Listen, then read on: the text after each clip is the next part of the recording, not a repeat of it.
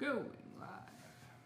And we're live and we're ready. I'm gonna take my glasses off. Now I'm gonna leave them on. Really? Alright. Hey, what's up, everybody? Hey, Happy guys. Tuesday. Happy first day of fall. First day of fall. Autumn. Yeah, it worked out great that we're doing a fall theme painting today. Well, we did plan that. Yeah, it's September. We did, yeah. I mean, it's almost like we knew fall was coming up. Yeah, well, it was hard to tell with all the smoky fires and everything we had up here what kind of weather we had coming. Yeah, you know, when you spend a week in air quality index 3 times worse than Beijing, China, and Delhi, India. Yeah, you can hear it. I still got it going in my throat a little bit. Yeah. But if we sound like we smoke 11 cigarettes a day, it's because that's what they compared the air quality index to. Yeah. Smoking 11 cigarettes a day. Literally We spent a lot of time indoors. We packed up all your go boxes during that time and had some delays on some of our shipments just because the trucks couldn't get through certain areas. But all is well. The smoke is gone. We had some rain and we're ready to bring on Oregon fall here. Yeah. Yeah. Are you checking everything out? Are we good? Yeah, we got a little bit of a low bit rate, but I'm not going to worry about it. I'm not either because I don't know what that means. I kind of do, but, you know, unless it's causing a problem for people, but there, you know, it kind of fluctuates sometimes, and it can be the signal between us and YouTube servers can fluctuate and vary. Okay. So. Well, today we have the Saw-Whet owl painting. Isn't that cute? I'm going to tilt it so it's not so overexposed by our LED light there. Woo. So, yeah, when I tilt it, you can really see the shading, hopefully. When we have it down on the counter, you'll definitely be able to see it good. In your kit, this time you should have gotten, most of you, all new paint, unless you had subscribed recently and you already got all your new paint. Along with this kit, we sent raw umber, so that's a dark brown. You can mix brown with the primary colors. I just thought for this very brown heavy painting, it would be really convenient for us all to just have a little tube of it. Yep. And work from there. Because mixing it and remixing the exact same color, it can be a little tricky. And this particular brown is a good tinting agent. Yeah, and it's a good one for this particular owl. Yeah, there's some other browns. This one's really translucent, so it really just kind of, again, it just kind of tints the color without taking over. Yeah. Some browns are really opaque, and they just kind of like, hello, yeah. I'm here. Everybody else, get out of my way. On the way over here, we were discussing that today's video marks exactly 1 year from our Go Box launch. Yeah. So that was pretty awesome. I can't believe how fast a year has flown by, and I think a lot of it is like, oh, as soon as one's done, I have to like come up with the next one, and they're usually done by season. So yeah, we've watched the seasons go by. All 4 of them. Although it's felt like 6 or 7.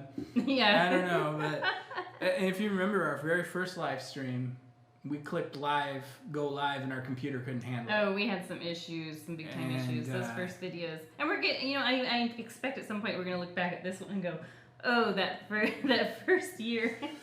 Yeah, when we get into the point where we can spend $6,000 per camera. Bit ratings. Yeah.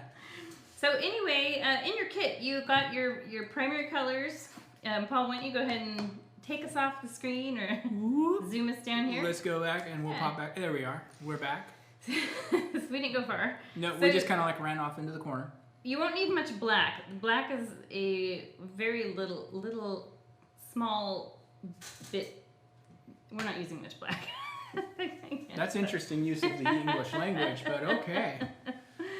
Yes, you know, it's interesting though that for such a dark painting that there's so little black in it. Yeah. Then we've got our sapphire, ruby, daffodil, so that's the primary red, yellow, blue. Raw umber, which probably on here looks like black. It really because it's very dark. Even in person in the studio, people confuse it with black sometimes. And of course white. So those are our colors. In your kit, you got the template, which I love doing this because it makes an easy, quick trace for you guys to get your owl the exact right size and shape, so and the face right. That's the most important thing. Right. So that you're not struggling learning to draw while we're, you know, also teaching painting and you're spending hours erasing. And yeah, we just made it easy for you. And then you've got this graphite paper, which this is a transfer paper. It will allow you to trace this and transfer it to the canvas. But if you don't have graphite paper, this is something you can do anytime. If you had something you want to trace, we learned this in school. You just use pencil and you scribble on the back of your paper, of your template, whatever part you need to have in pencil transferred to here. So use pencil and scribble, and then when you trace this, that pencil will transfer to the canvas. So that's a cool little trick. How would it work to use like the back end of like a paintbrush to trace? I don't know. Maybe it'll work good. I'll try it. You can try it. So I'm going to go ahead and I taped this on the top of the canvas. I kind of lined it up where I wanted it to go. And I think we're in the way of... We're going to go off the camera now for a little while. So I lined it up because I wanted room for the moon, which we traced the coaster to make the moon. So you can kind of eyeball that and just make sure that the head of the owl isn't crowding the moon too much. Let's have a look at the original now that let's take a look. Lighting. So you can see where I spaced that. This is probably just a little over an inch from the edge. This is also about the same distance, real close, about an inch and a half.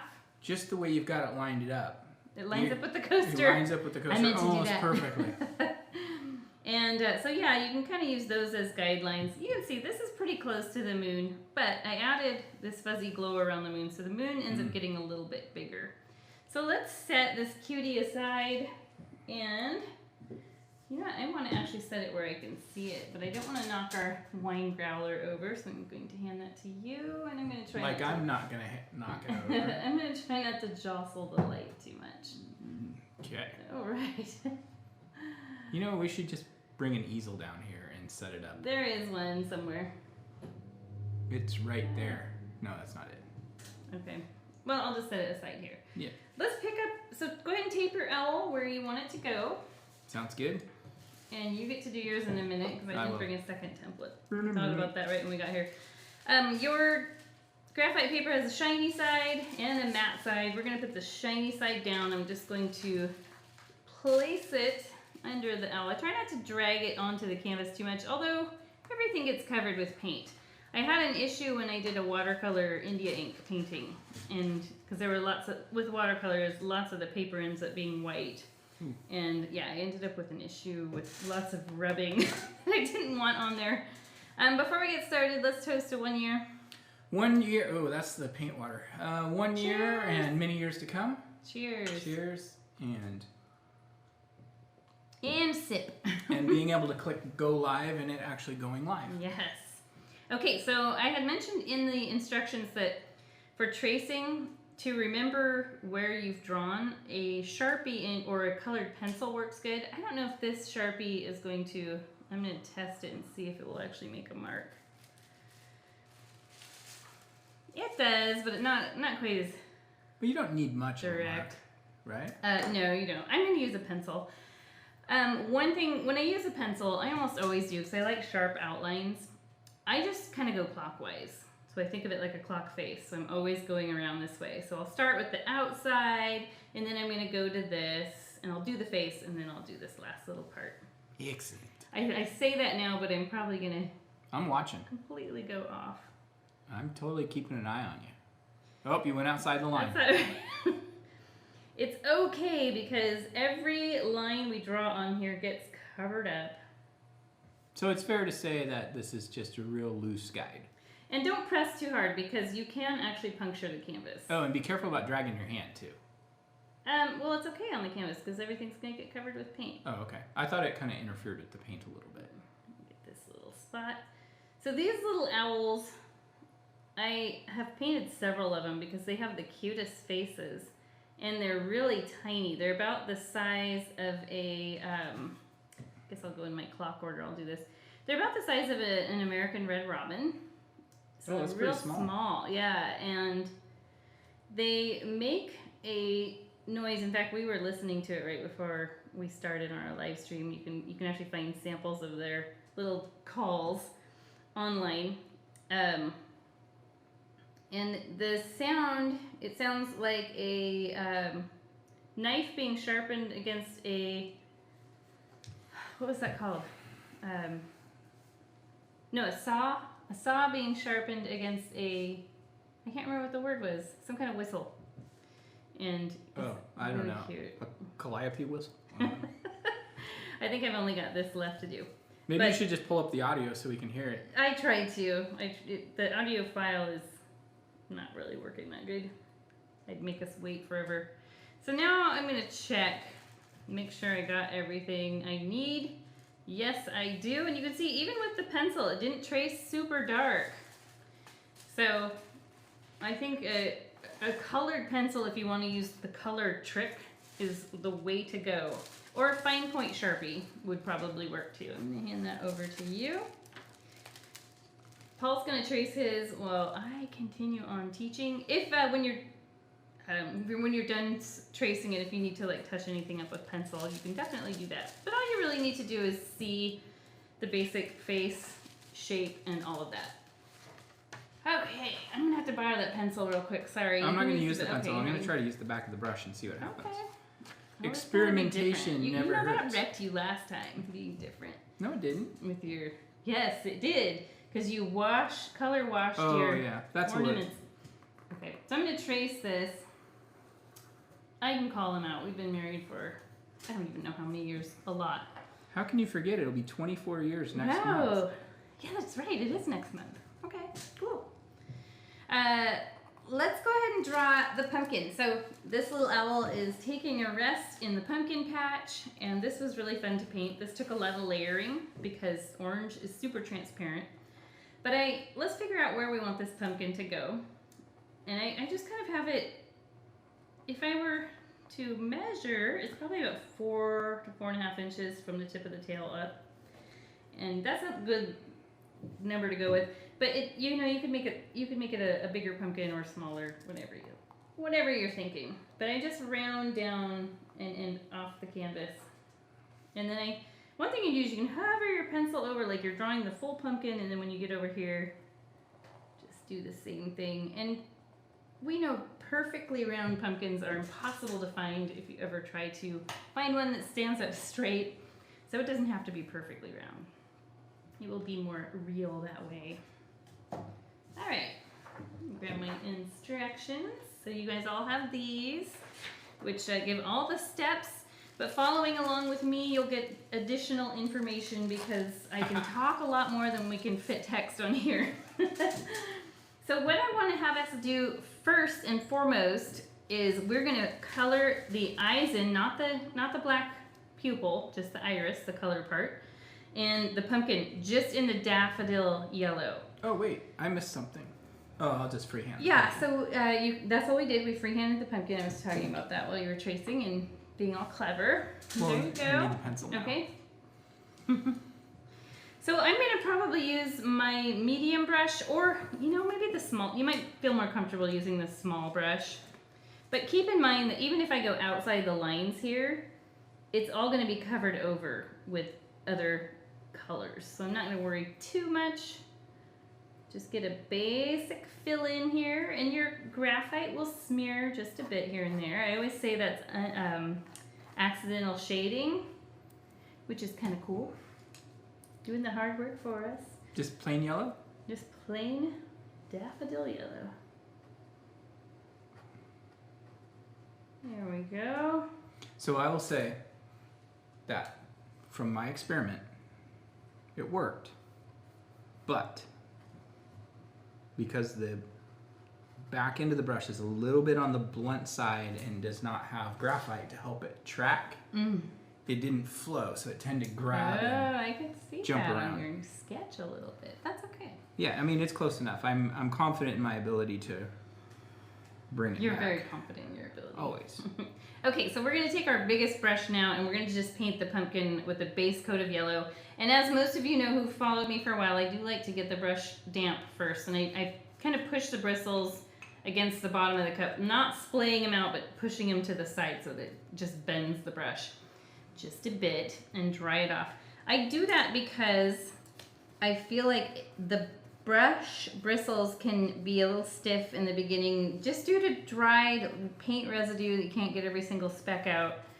And this will just loosen it up.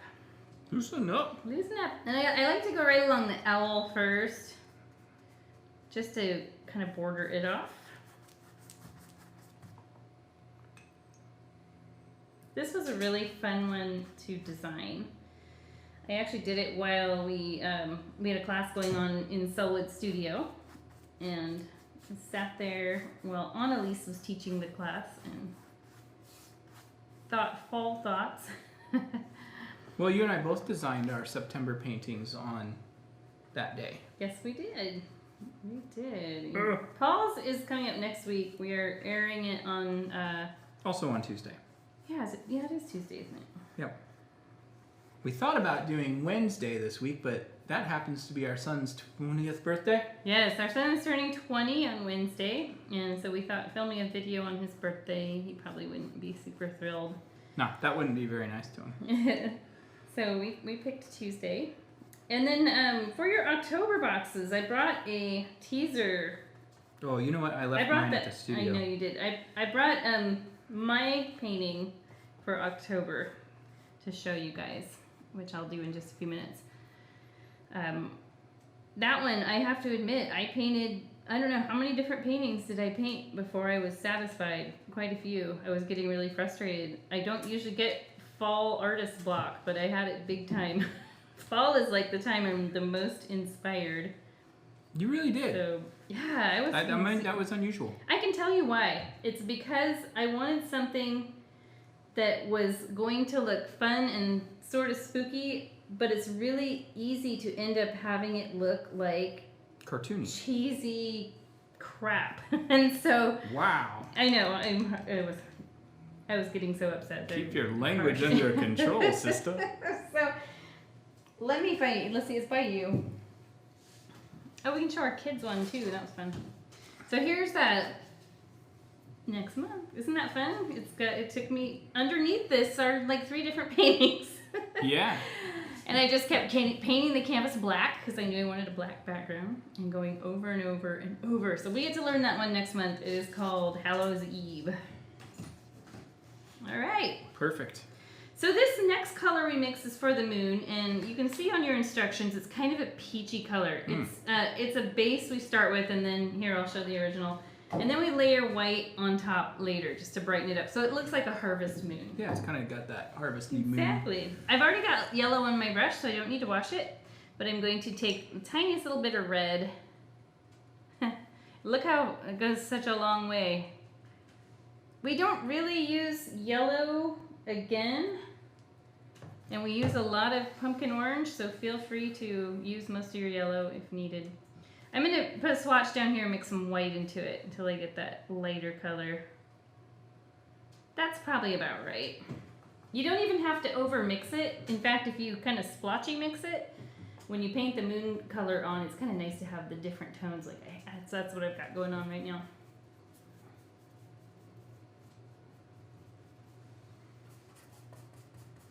It almost like naturally puts the craters on there. It does. Usually when I paint a moon like this, I will paint it over a dark color because then I like to use the undercolor as the craters and things. Mm-hmm. So this was very different. Yay for being different. Now we are going to wash our brush and take a sip of whatever it is you're sipping on. Might just be a hot cup of tea. I don't know. We happen to have a wine bar directly below us and just down on the corner. No, they don't share the same old building. There's an alleyway between. No, but they're built about the same time. Yeah. And so we have a growler from there, and we just stopped by on our way in here to film the video and filled our growler with rosé. You know our little... Is that blurry or is that just... That's just you. Okay. Are you sure? Yeah, dude. Quit looking at that.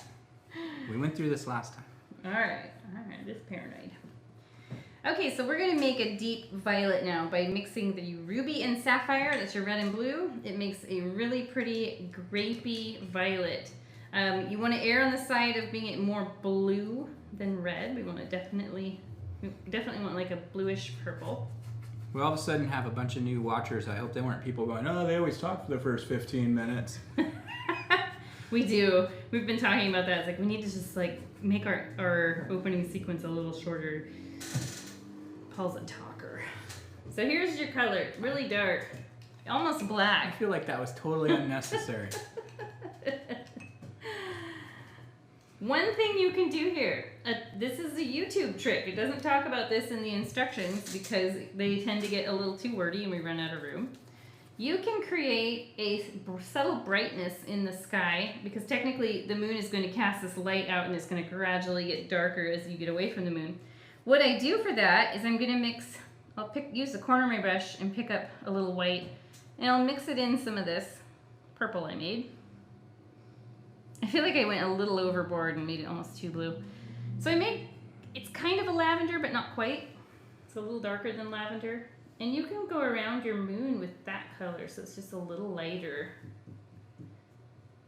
I did that on the original, but it kind of just ended up becoming all one color. Oh, shaky hand. It became all one color as I filled the background in, so I thought, I can leave it off. Leave it off. But I do like to talk about it in the video, how it's something you can do. Talk about it.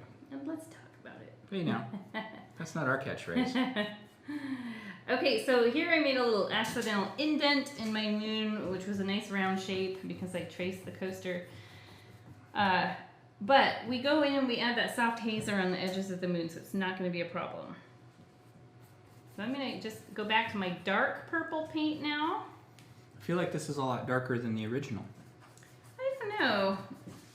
That original's pretty dark. Yeah, I guess it is. It does dry a little lighter sometimes too. Sometimes some certain paints dry a little darker. You know what? You just stole my excuse. You just ruined it for everybody. Just trying to pass the buck. You're like, it's the paint's fault. It'll just dry a It's little the lighter. paint's fault. So just like we did on how I went around the owl tail, you can do that here too. Especially around the chest. I want to keep that pretty white without a lot of other colors accidentally trickling in there. So I'm going to go around that really carefully. And then obviously our pumpkin, we want to keep that nice and bright. Has the orange over the top, the blue would show through it. It would take many, many coats of paint to cover it. So through here I'm pretty careful, and you can use a smaller brush if needed, but I find the little chiseled edge of this big brush works really good.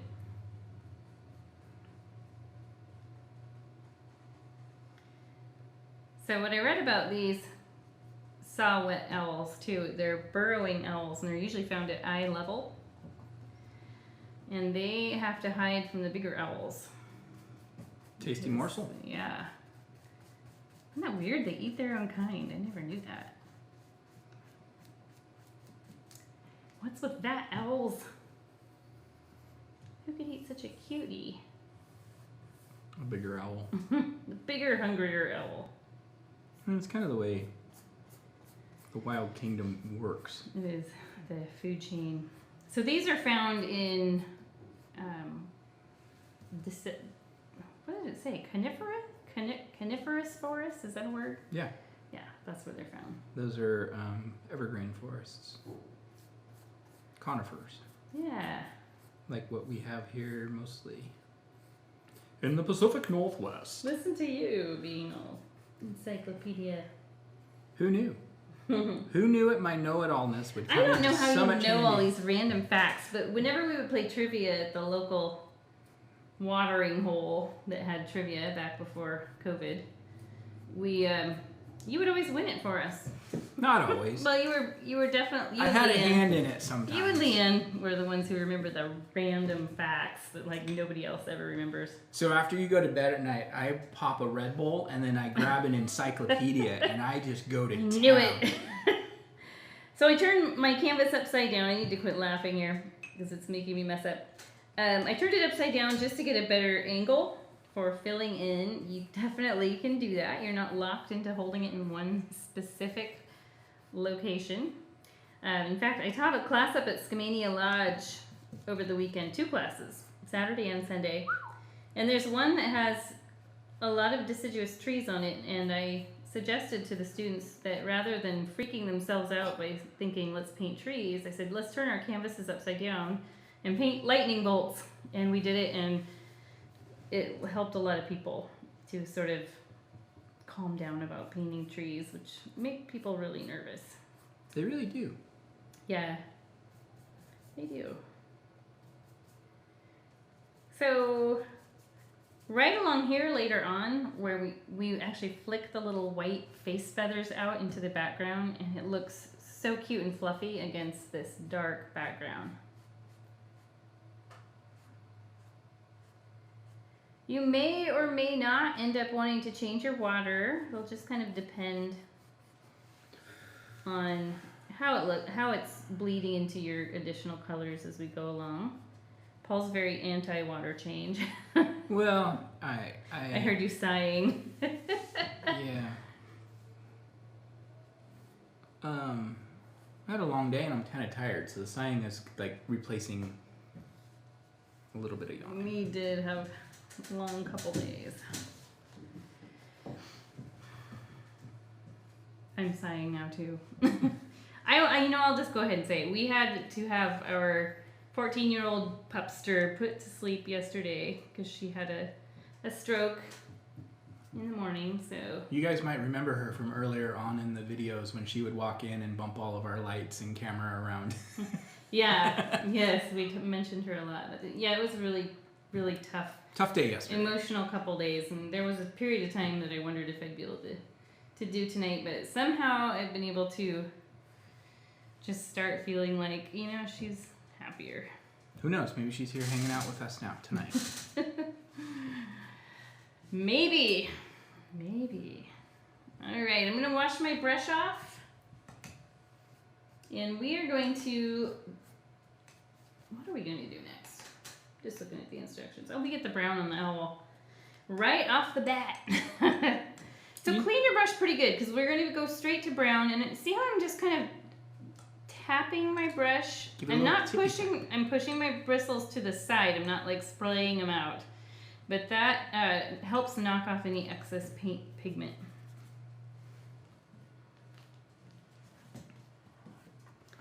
Okay, let's get ready. Let's do it. Ready to rumble. All right. We brought the mood down. Now we got to bring the mood back up. Exactly. I wasn't going to mention. I just couldn't help it. I was going to toast to her, so let's do it. Let's toast to Suki. To Sue. You guys didn't see the toast, but... Okay, so let's take our biggest brush, dry it off after you've washed it.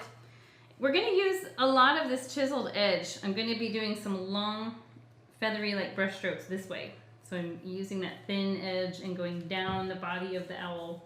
What color are we using? We're going to use just plain raw umber for now. Okay. I'm going to start with just this big area. So Gotcha. I'll probably start right up in here and work my way down here. And then we'll use a smaller brush to work on the head space.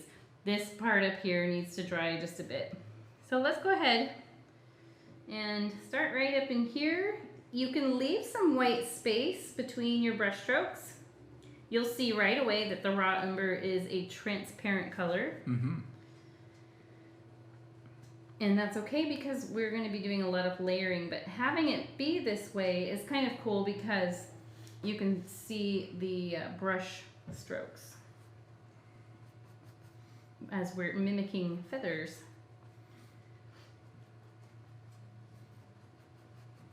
Sometimes feathers are something that are a lot easier than people give them credit for, I think. Yeah. Yeah, I feel like they're pretty darn easy. I'm going to go ahead and go under the chin with this flat edge just to get it marked off. This little edge is so hard for me to reach, being a right-handed person. It's where you lefties rule. They have the disadvantage, though, of every painting we do being designed by right-handed people. Well, wait a minute. We've had a couple left-handed artists over the years. But No, but I'm talking about so far with the Go Box. yeah. Better learn to paint with your left hand, Paul. I can. You want me to I'll finish this left Actually, hand. we did no, we don't need to see another paw challenge. But it would be interesting. People are all about these YouTube challenges. Actually, that's what we should do, is a left-handed paint challenge. left-handed paint challenge. That would be very interesting. You know, I think you'd do fine. I don't know. We've done a couple date night paintings on stage where we have to stand side by side and each paint a half of a canvas and teach people. And you've done most of yours left-handed when we've done that. Well, and it's because we have to stand off to the side enough that people can see. Mm-hmm. So it is definitely a challenge and a grind, but I hold the brush completely different. But you can see already how this is sort of giving the suggestion of feathers. Just the way these brush strokes are applied. Well, and I think part of that too is because this brown is so transparent, and so when it's layered upon itself, it builds up that texture and that depth of tone a lot better than other paints that are more opaque and just kind of sit on top of each other. Yeah. So next week, my painting doesn't have any of this brown in it. Oh, it doesn't? Yeah, you're right. I just wrote the instructions for it today with you dictating them. No, that was a different painting. Oh, that was next month. Wow, we're ahead of the game. That's right. Never mind. Where am I? I'm in outer space, apparently. It happens. I mean, there are a couple spots where you could use it, but I didn't actually. It's not enough. I didn't use it. I'll just put it that way. Okay. Yeah, I toyed around with using the bright orange as our bonus color for this September month, but then I thought for sure the month of Halloween, October, I need bright vivid orange, so I switched the bonus colors around. And I thought brown, we need brown more than anything with this one. Now, we don't always send bonus colors either. So if you're new, probably about half the time we send a bonus color. It's kind of like whenever we feel like, I want to throw a different color on this new painting I designed. So I'm going to actually set the big brush aside and wash it off first. Wash it off, then we'll set it aside. Got the wing filled in. And what we're looking at here is the owl is turning its head and kind of looking over its wing. Because as most of you know, owls can rotate their heads around big time. And so yeah, we're looking at this cute little coy pose. I looked at a bunch of different pictures of Saw-Whet owls, and I kept seeing this pose come up. I'm like, I gotta do that one. It's just too darn cute. So I'm gonna switch to my medium brush. Now you might have the round brush or you might have a flat one. Either one works just perfect. I'm gonna rinse it off. Well, not really rinsing it off, just getting it damp. Dry it off. And I'm gonna come in with the raw umber along here. And when I painted this, looking at the different photos, I really wanted the cool feather texture they have around their face. So you can see I'm sort of flicking upward, and I'm giving this owl, it's kind of like the Rick Astley haircut. Isn't this how his hair was? You kind of like several of those Like kind of 80s, like the bangs, whatever, tiny short little bangs, or they're like gelled straight up. Kind of flat toppy, isn't it? Yeah, but I don't think that. Well, I guess kind of, yeah. So that's what I went for. Chet from Weird Science. Yes. We only know that because we've been going through an 80s movie marathon during COVID with our 14-year-old daughter, introducing her to all the classics. 80s and 90s. Yeah. Yeah, we just watched 10 Things I Hate About You, which we watched that and Never Been Kissed both in the same night, and she really loved 10 Things I Hate About You. But I could see her vibing with that a lot. You know, our teacher, Annalise, who teaches in the studio, told me that is her all-time favorite movie. Oh, how funny. Okay, so I'm going to leave that flat top, the bangs there, and just kind of continue the tips of them down. Down, down, down. So you're left with these cool brush strokes. It kind of reminds me of slicked back hair a little bit, too. Yeah, I guess you could go for that. Slick. Slick the owl. What's up, Slick?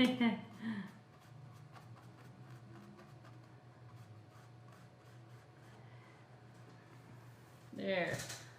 So it looks very flat-headed, and obviously we add fluffy feathers around the face. One thing I wanted to point out about this painting is when I finished it, I thought, oh, people are going to think this is a really hard painting, but really the difficulty or the detail is just here. If you were to block that out, the rest of the painting is very, very loose. So don't worry about the face yet. We'll have plenty of time to worry about that later. I'm going to take now, and I do these dashed lines down the front, which is like the chest and belly. So weird with its head facing backwards. But they have a lot of white feathers on their chest. And so we're going to put these on and leave lots of white space in between. And then we come in later with white, which softens everything up, and we'll get this nice soft edge along here where it meets the sky. But for now, just keep it fairly, quite a bit of white showing, so there's a definite difference between here and here. How you doing over there? I'm doing good. Yeah. We're not having a Posca marker evening. Yeah. For those of you who painted last month, we did the cute ornaments, and Paul had some trouble with using the white marker. That was my fault. Well, we discovered through that, actually, it was probably pretty good that we figured that out. When you do a wash on wood and try to do the Posca marker on top of that, it doesn't really want to flow. It just kind of absorbs into the wood. Do the wash the day before. But when you paint a solid coat of paint, they draw on there perfectly. Yeah. All right. So we're going to do some basic shading on the face. And it's going to come along here, along the cheek, and kind of in the inner eye area. We don't need to cover that. That gets covered, this little triangular area gets covered with black later. But I do want to shade along the side of the beak area. And then a little bit over here. So when you look at the owls, oh, hit me. When you look at the owls in nature, they have some underlying layers of feathers, and you really see it on this original. I was aiming for doing the face pretty accurate. So that what we're doing now ends up being this. And because we glaze white over it later, it softens it all up. So at first it's going to look pretty harsh. And you'll be thinking you're not doing it right, but you are. So let's mix a little white with the brown, the raw umber. We're going to make a color called taupe or latte. That actually sounds really good right now. I haven't had a latte in a long time. You didn't have one on Saturday?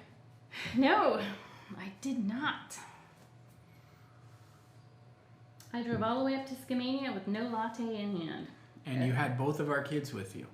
I did, and they didn't stop. But you know what we did? We stopped at the ice cream place in Cascade Locks, the famous one. The one that does the swirl color soft serve? Yeah. I didn't know you guys. I feel like this could be a little darker. You know, maybe I'm going to add just a touch of black to it to gray it out. You guys can do that too, if you want. It's just my preference here. I want it to be a little darker and slightly different shade than the brown that we just painted on. So see how I'm going around, and my brush strokes are going out as I go around the face? We want to do that because that is how their feathers grow. If you feel more comfortable using a smaller brush, please do so at any point. You can choose what brush size you use. Let's go all the way around to the beak. If you use a medium brush or even a larger brush, you're going to get more of that soft, feathery vibe. If you're using a flat brush, like a mini version of this one, use the skinny vertical edge as you do this. So you get those flicky feathers. Flicky is a technical term. It is tonight. It's flicky. And then along the beak, their feathers grow this way towards the eye. Or they kind of, if you were to look, let's say you're standing above the owl and you're looking down here, their feathers come together like this over this nasal area. I don't know what to call it. I'm sure there's a name for it. I've taught so many owls and I always say the same thing. I don't know what to call that. So I'm just shading towards the eye. If you accidentally overlap this, don't worry. Everything will be covered. Everything is awesome. Everything is awesome. I'm gonna go along here. He looks really scary right now. He gets cute, don't worry. And let's get a little shading over here too, just to match, like eyebrows. That's what I'm doing. Eyebrow here, Eugene Levy. From Schitt's Creek, if any of you guys watch. That show got nominated for a crazy amount of I Emmys this year. know, it is so funny. I didn't see how they did as far as winning awards, but I know they were nominated. I don't know. Good for them. Have they had the awards? It's such a funny show with the weirdest humor.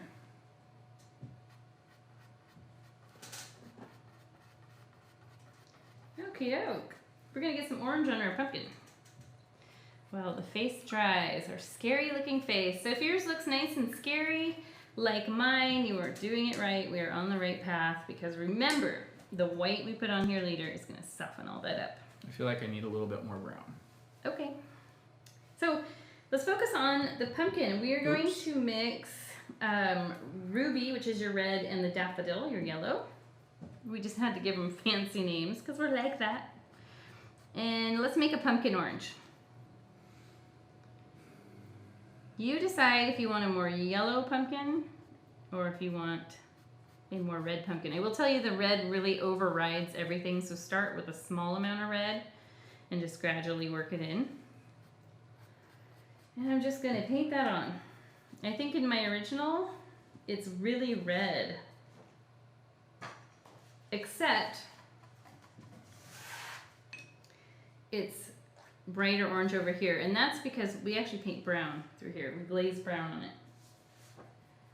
So this pumpkin orange through here is just fine. I'm going a little bit redder. I think the picture's printed out a little red. You know, but there's some really cool, like really reddish pumpkins. Well, gourds.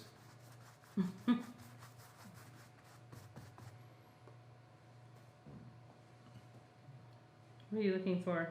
I'm just looking around. That was awkward. Well, I was looking for the original. I was trying to see like, what the direction of the... Yeah, the direction, I'm going from the owl down. Is that what you're talking about? Out. Yeah. I was trying to look to see what the direction of the creases. Dividing. You know, I was wondering if that has a name. Orange and the owl. Beard hair. I was wondering if those pumpkin lines, I just call them pumpkin lines, I didn't know what else to call them, veins, whatever. Maybe there's a technical term.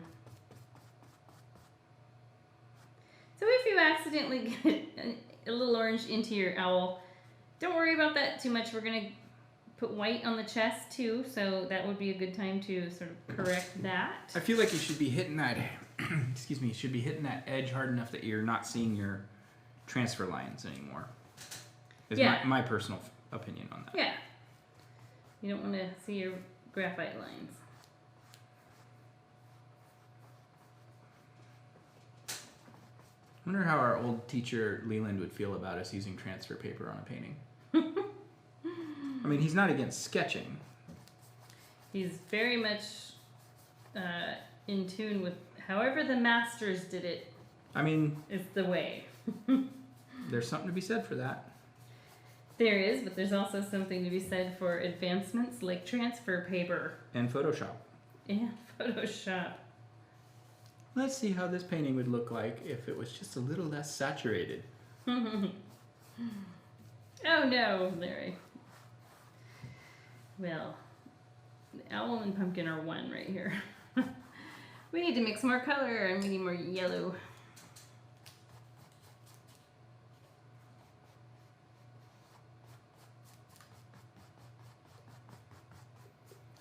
La-da-dee, la-da-da. That's a weird song to have in your head. Where did that come from? No idea. The bottle of wine. So talking about the 90s movies and talking about Rick Astley. He was more 80s. Late 80s, right? Very late 80s, because I want to say that came out like maybe 88. Were we in high school? No, we No, weren't I'm in thinking junior high school. Junior high, yeah. So if you guys wonder why we talk about our age as we are only 4 days apart in age. So. Yeah, so it feels like we're twins. And we have been together as a couple for 26 years now, so we're practically brother and sister. Definitely seems that way at times. We pick on each other like brother and sister. That's not true. I don't pick on you. Yeah, I do. I do most of the picking, I guess. It's a family trait. That is true. All right. I can't believe Hayden's turning 20 tomorrow. How are we old enough to have a 20-year-old? That's crazy. That's 1 year older than we were when we started dating. I mean, why do I still feel like a kid? I still feel like I'm in college with a mortgage. Wah, wah. Okay. It could be worse. You could still be living at home with mom and dad. Oh, that would not. I need to be quiet. My parents watch these sometimes. I love you, Mom and Dad. You guys were awesome. All right, we're going to go back to the owl now. So let's wash off the big brush. Big brush. Take a sip of whatever you're sipping on. Or if you're really stressing out, take a chug. Take a chug-a-lug if you're stressing out. Nah, I don't think there's anything about this painting that's really... I really wash and wash. I noticed that on the videos. But I do that in person too. I crazy wash the brush. It's like, I'm going to get every last speck of paint out. Well, and I realize is like, I wash my brush a lot. But it's not so much that I'm washing it, but I keep it fresh. Put it that way. Okay. Keep it fresh up in here. So we're going to darken the feathers of the owl. We're going to darken our little Rick Astley flick there. And the way we do that is we are going to mix black and raw umber. It makes a very, very dark color, which it turns this dark brown into a very dark brown. Technically, like off black, actually, if I were to give it a name. What would you call this? This is like cacao color. Cacao. So I'm going to paint, same brush technique, just darkening some areas of the feathers. Now you can leave some with just a plain raw umber. Or just have some thin spots where it kind of shows through. Never gonna let you down. Never give you up. I'm surprised more people don't karaoke that song. That would be... You know, that's vocally, that's a weird... it's a weird dynamic. I remember when I first saw him on the music scene, seeing him and hearing his voice, it's like, that voice should not come out of that man. You know, it's kind of like baritone Kermit. What? Baritone Kermit. It totally is baritone Kermit. Maybe Yoda, but... Oh my. Give you up, I will not. I am not going to be able to paint around the face here. So one thing you can do here is you can kind of start swooping down here because their feathers sort of, the wing sort of does that. Why are there so many? It doesn't really show up, actually. Songs about rainbows. Stop.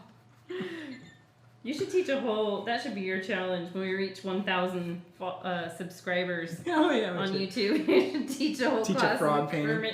The Kermit voice. So we're just going to come right over here a little bit and do a little bit of paint on this wing. You could go viral. I wish I knew what it was especially like. if you painted Froggy Chair. Especially if I knew what it was like to have a wing, I could fly. Instead, I'm stuck here sitting on a lily pad eating some flies. Oh my gosh, you're revealing your absolute nerdness. Now the truth comes out. You guys know Paul is a massive nerd. In case you didn't know before. And I married a massive nerd. You were fooled. You were fooled. She's like, in college, she's like, I'm marrying a baseball player. Turns out he's a massive nerd. He plays baseball. He's got a wicked fastball, but he's a total nerd. It's okay. I was massive. I was into those massively nerdy things too. I watched 5 Star Wars movies this weekend. Yes, that's right. I'm washing my brush, guys, and I'm going to switch to the round brush. This one here, the little one. So we're going to do the Rick Astley bangs again. Now I really need to look up a picture and see if his bangs really do look like that. If my memory I feel like his correct. hair was softer. Like more of a... Is this more Biff from... Yeah, Back to the I'm kind of thinking Future? Rick Astley's was a little bit more like soft pompadour. This is the Biff owl.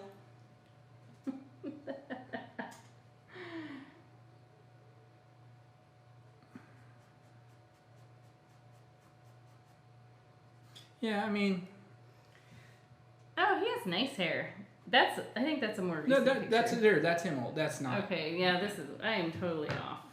Like I said, kind of a loose, messy 80s version of a pompadour. Yeah, this is... Kind of. This is more crew cut.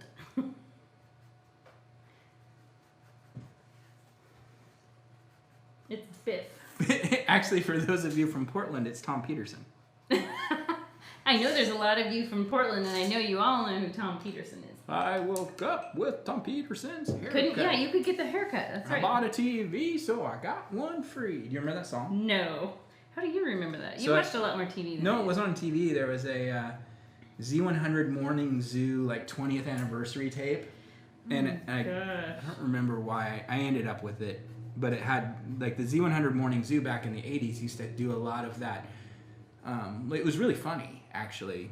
Like gimmicky, quirky stuff. And where they do, like, little spoof songs and stuff. Do you remember Dr. Demento? That sounds familiar. Yeah, I'm again revealing my nerdiness. Dr. Demento was like this program that was on like Sunday nights at like 10 o'clock or something on, I want to say it may have even been on AM radio. But that's kind of where like songs like Mama Got Run Over by a Reindeer. Oh my gosh, yeah. They used to Grandma play Got Run Over. Grandma, yeah. All these like weird, quirky little comedy songs. That's funny. And I think that's kind of where Weird Al caught on originally. So real quick, I'm going to go back to that. Yep, go for it. I'm going to do like this dotted bit of feathers around the face, just like we've done with the barn owls. It's this dark black and brown color. Black and brown. And I'm dotting it on so it looks more like a feather pattern. I feel like I darkened this a little more than I wanted to, so I'll show you how to lighten that back up. It should be pretty easy. Because you kind of want it to feel like there's a little bit of a ridge, right? Yes, and the lightening this up here, we have the moonlight coming in, so technically the brown feathers would probably be a little lighter there. So actually, before I go back to the music thing, I want to wash my brush. No, I wanted to ask you a question that you would know. Oh, okay. I'm going to just take my brown and mix just a tiny, small amount of white to it. And I might actually throw in a little yellow. That's a good idea. Yeah, warm it up a bit. Let's see. And then I might just brush this on up here. Just leave the bangs, but just right up here on the top of the head and kind of going back here. Is that what you used to say when you were in like junior high and you go to get your hair cut and you'd be like, leave the bangs! Leave the bangs! I don't remember. I might have cut my hair. Now hairspray and Okay, so what I wanted to ask you, Paul. Oh, where are you putting that little bit of yellow, by the way? I just did it right up here. Okay. And you know, it doesn't really show up that well on camera. No, I can see it. I can see it on there, yeah. Okay, good. Okay. I wanted to ask you about the music thing. Z100, are they the ones that came up with Rip City Rhapsody? Oh. I want to say it is. Because That's what I thought. I believe... We'll have to look that up. I I believe... don't want to be putting out false info. The, obviously back in the late 80s, early 90s, after the Super Bowl shuffle with the Chicago Bears and Walter Payton and all those guys, the whole sports teams doing songs and music videos was a big thing. And I want to say that Z100 in our local market here was one of the few stations that actually did any kind of gimmicky, let's record a song kind of thing. Okay. So I don't know for sure, but I would say that would be my guess. So I have a clean brush here, and I want to fix the ridge of this guy's beak before I start adding white feathers in there. I'm going to take just the smallest amount of the raw umber on the very tip of the bristles, and I'm just going to draw a straight line from this widow's peak down. Which color are you using? Just raw umber. Just raw umber? And just shade right under here. That's going to help us with having it be a little more three-dimensional when we paint in the white feathers later on. That looks kind of funny right now, but we'll fix it. I'm going to go ahead and switch to my littlest brush and use the raw umber, just plain raw umber, no color mixed in with it, and I'll outline the beak. Real thin outline here, as thin as you can get it. And you can outline along here too, just kind of do a dotted line because those are going to be feathers.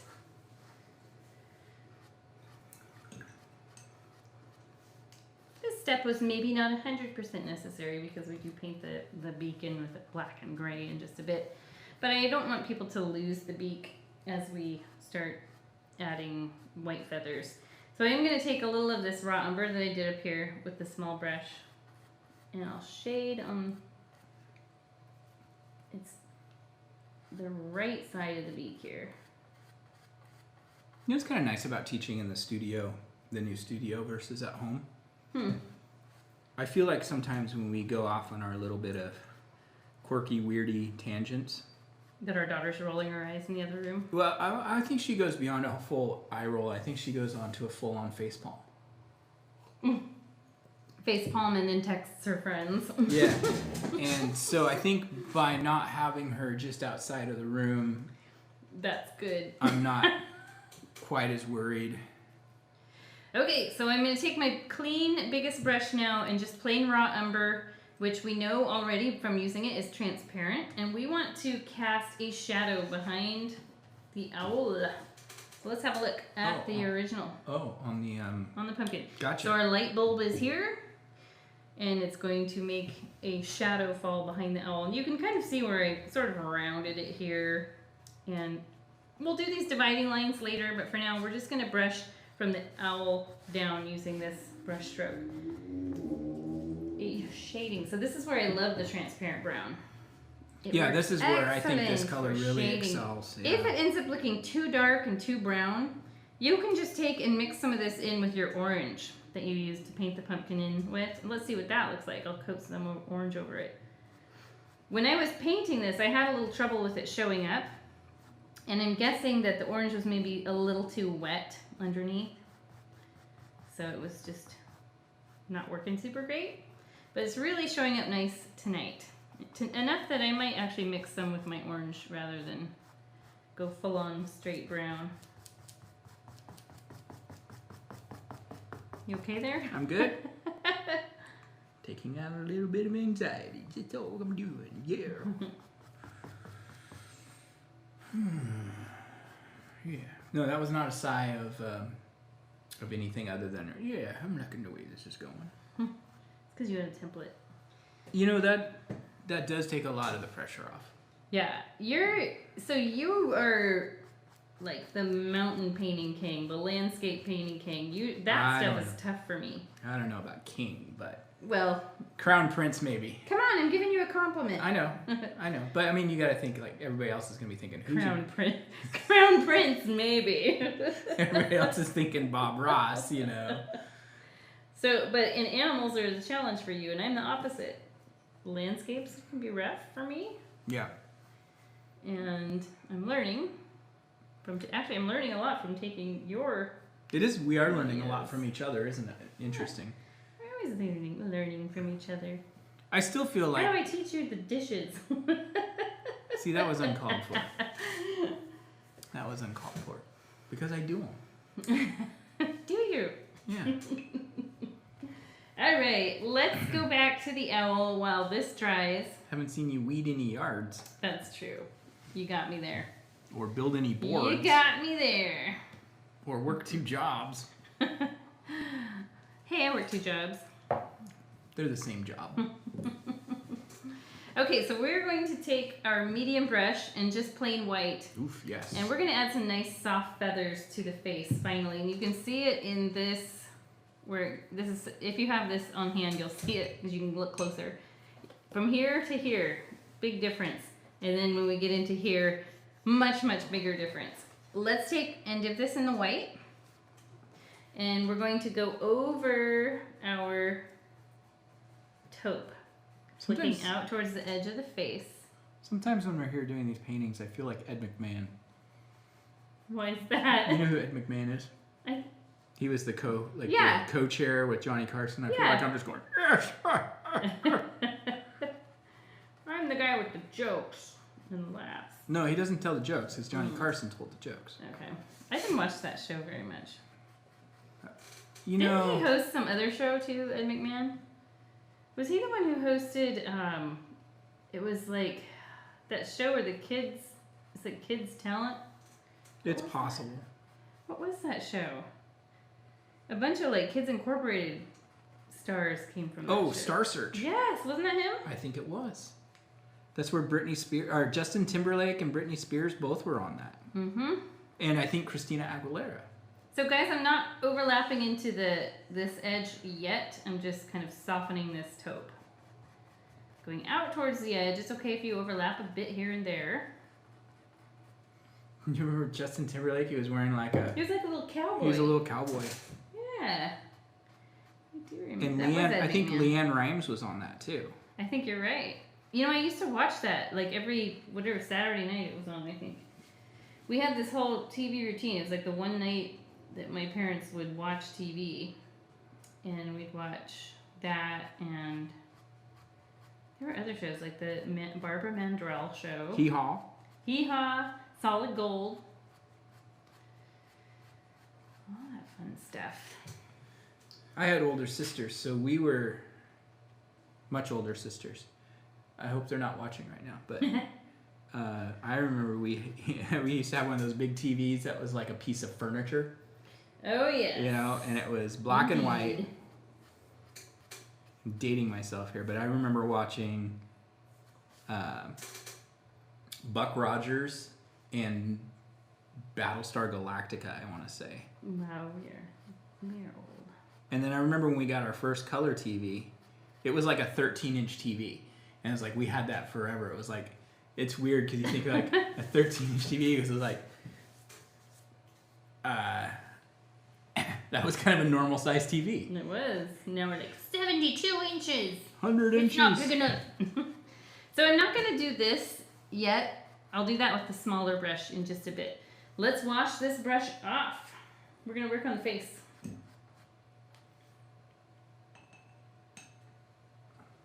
Did I do this right? I mean, we have been working on the face. We're going to work on the eyes. The eyes on the face. Eyes on the face. We are going to actually outline the yellow eyes. This is where you'll be a little nervous because we're using fine little brush and black, solid black. And then we're going to put this little dark area in here. So we're going to outline around the yellow. Oof. Then we're going to outline this and paint it in black. Yes. And then I'll show you this part. Now, when you're doing, you sound like Santa. When you're doing line work with a little brush, I like to, do I have a little brush? No, you've got two for some reason. This one has like a funky hair coming off of it, so I'm going to use this one. I like to mix a little water in with the color I'm using, which is black tonight. Thin it down just enough to where your brush will hold a lot more moisture. And then for outlining the eye, you can hold your canvas however works best for you. Upside down, standing on your head, whatever. I'm going to guess that standing on your head is probably not the best option. Yeah. But if that works for you, I don't know. If you do that, send us a photo. Who knows? Maybe you were part of Cirque du Soleil. That's right. Don't judge. I had to stop for a second. What was I going for there? Oh, yeah, Cirque du Soleil. Cirque du Soleil. I feel really bad for I'm sure they made plenty of money over the years. I don't know. Like, think of all the dancers and stuff who are out of work. Yep, that's true. That makes me They're feel artists really just bad. like us. Mm-hmm. We're all starving. Well, I'm not starving. I've got a good solid 4 weeks worth of extra calories just hanging around my belly. Let's trace the pupil now. Carefully.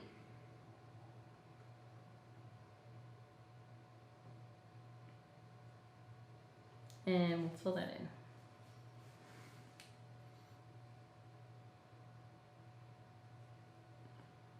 Don't forget to breathe. Yes. And before I work on shading those feathers on the inner corner of the eye, let's outline the other eye and work on the pupil. And, oh my gosh, I had a little mess up, but you know what? I'm going to leave it. My pupil's kind of square. You know, maybe its eyes are dilated. You could go bigger. So I did read about these guys that they hunt, their ears are really amazing and they hunt like echolocation style. Is that true? Mm-hmm. They hunt by sound That's pretty cool. in the pure dark. Geek. I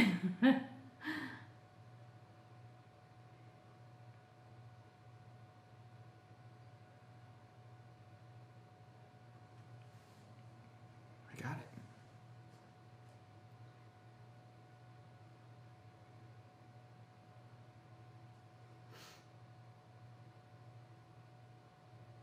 There were a lot of people out and about in Old Town Sherwood tonight. You know, Old Town Sherwood is actually one of the oldest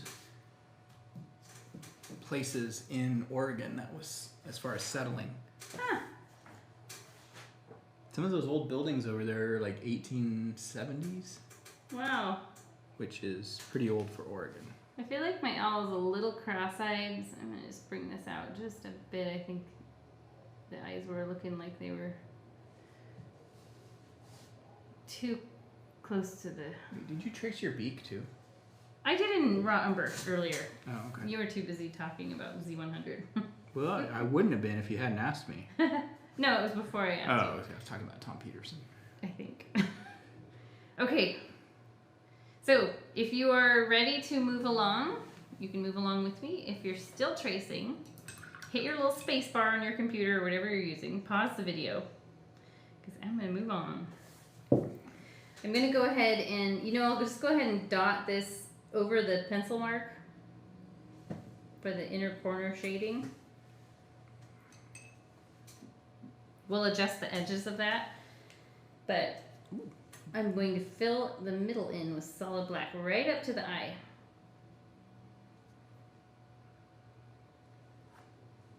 I keep laying my arm over the wet pumpkin. Why are you doing that? It's just habit. Do we need taller chairs? Yeah, I'm used to painting on an easel. Yeah. So I think the taller chairs might be better because then we're up above it a little bit more. Mm-hmm. Either True. taller chairs or a shorter table. Definitely chairs that don't make that god-awful We're sitting noise. on folding chairs. Yeah. So let's go ahead and we're gonna flick out using very fine, low pressure brush strokes. So I'm not pushing very hard. I'm letting the brush do the work, not my hand really. I'm not like putting a lot of pressure on here. And flicking out along this triangle shape. It's almost like this triangle shape has a bunch of little short eyelashes, but they're feathers.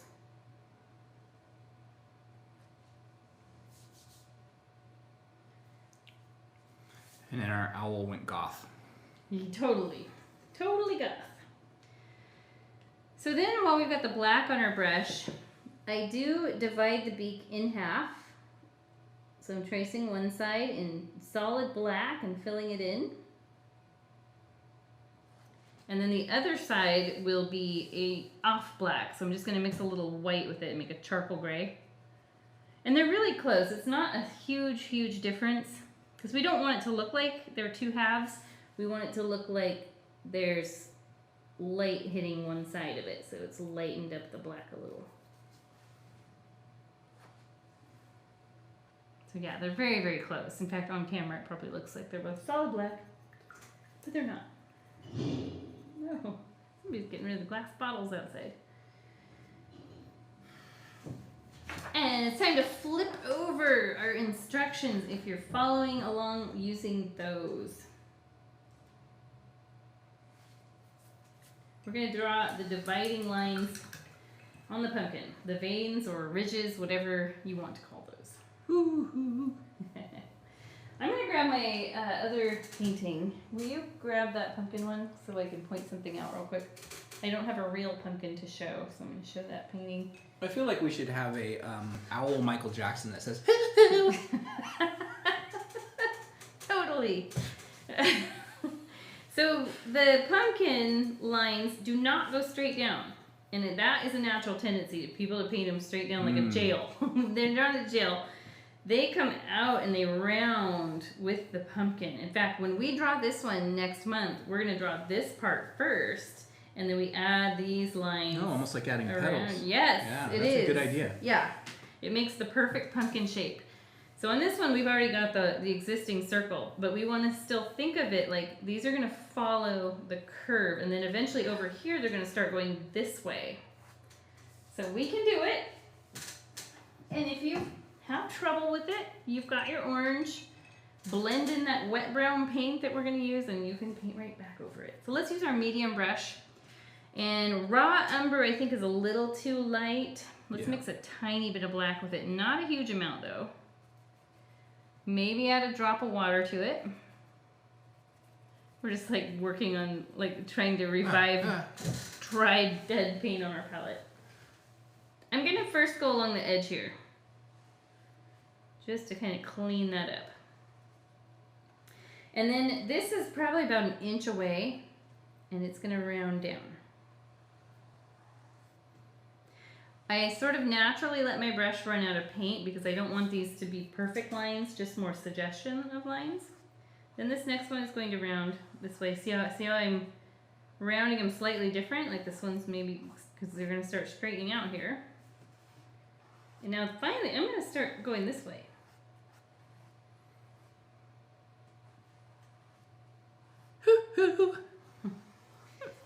Brother. Maybe that's why I like brother and sister. You're always saying oh brother every time I do anything.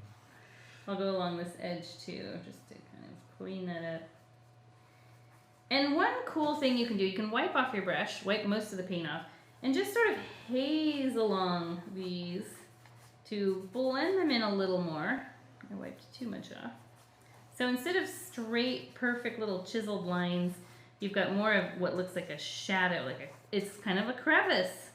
A crevasse. Yeah.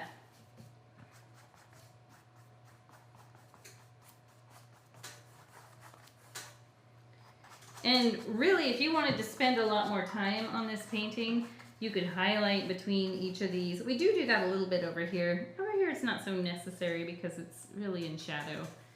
But you can really turn it pretty three-dimensional.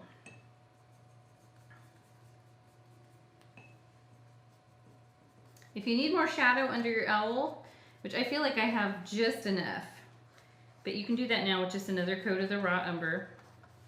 You know what this painting needs? More shadow. More shadow. Oh, cool. Just seeing what our next step is. Nope, never mind. Step 8. Let's define the face. This is my favorite part. And it's partly because it's going to take this painting up several notches. So you look at the comparison between the two. We've got plain face, but it's getting there. And we've got much more defined, fluffy, cute, soft face. We're going to do that. We're going to take this to this. So we're going to use our little brush a lot, a combination of these two. The little brush and the medium brush, and lots of white. I'm going to start with the littlest brush and just plain white. And this is where I'm going to take and flick the little feathers over the outline of the face. So coming up over the funny hairline. And you know what? My white has thickened up just a bit, and I'm using my small brush, so I'm going to mix water with the white.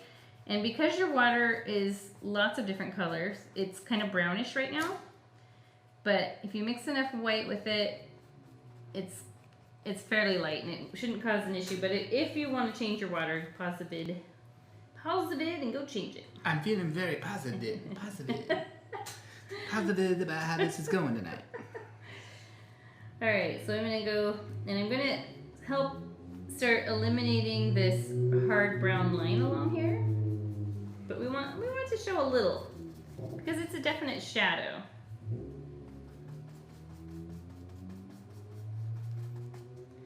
And then the beak itself, the feathers will actually sort of overlap it like a little mustache.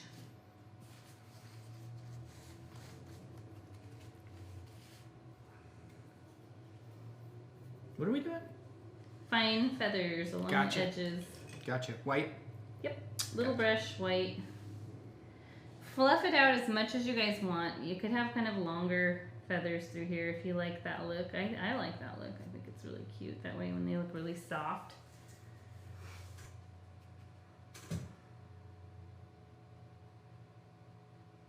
So I'm getting these nice lines like this because I have a little water mixed with the paint. And if you're still seeing a hard outline underneath, just crowd some more paint on top of that. You can have a little bit of an outline though. They do have their faces pretty outlined.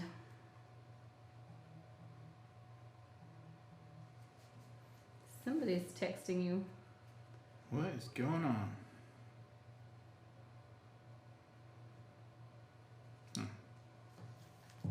Lakers Nuggets got over. That's all. It was Twitter. So on this one, I kept them pretty short. This one I'm going a little bit longer and fluffier. I think in the animal kingdom there are slight differences. I'm sure there's some with really round eyes and some with not so round eyes. Just like us humans. There's gotta be some differences. That's where you're wrong. So this chin area, super cute area to fluff out. Let's have a look here. Look at that. So cute along here, that shaggy, feathery, just loaded up. Honestly, it looks very, very adorable to do that. Totes adorbs. Totes adorbs. That's one of those that Greta would be like, oh my god. Don't say that. I can't believe my parents just said that. So I'm working on this other side now. Going over that taupe color that we had earlier. And this is where you get to have fun with flicking the paint into the dark background. And making whiskers kind of like Wolverine style. Don't they look like his mutton chops? I can see that. We got a Wolverine owl here. No other big birds of prey are gonna mess with this one. His name is Logan.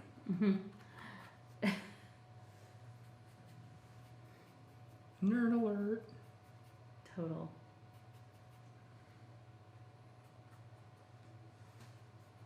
You know how many times you asked me to watch the new Mandalorian trailer? You quit watching. You wouldn't watch it. I was busy. It takes 1 minute and 51 seconds. Yeah, but I was on the treadmill. I was in my zone. You could have watched it while you were on your treadmill. You know, there's rumors that the actor actually legitimately quit. Wow, that's a big role to quit. Midway through filming. The season. Filming the second season? Yeah. It was over money, I think I remember you telling me. Money, and he wanted to have his face visible more often.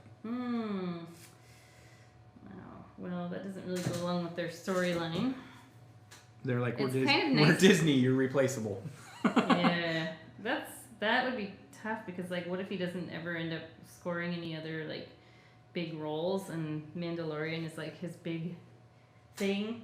Well, he was on Game of Thrones.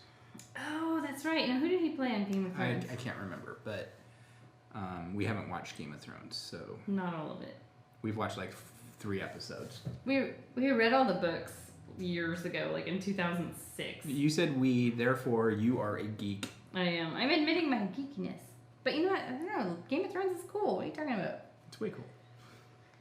So I'm going to go along here now And look at what I do here along the eye. Oh, flicking some feathers into the eye. I know it feels weird, but they do that, and it makes it just look really fuzzy.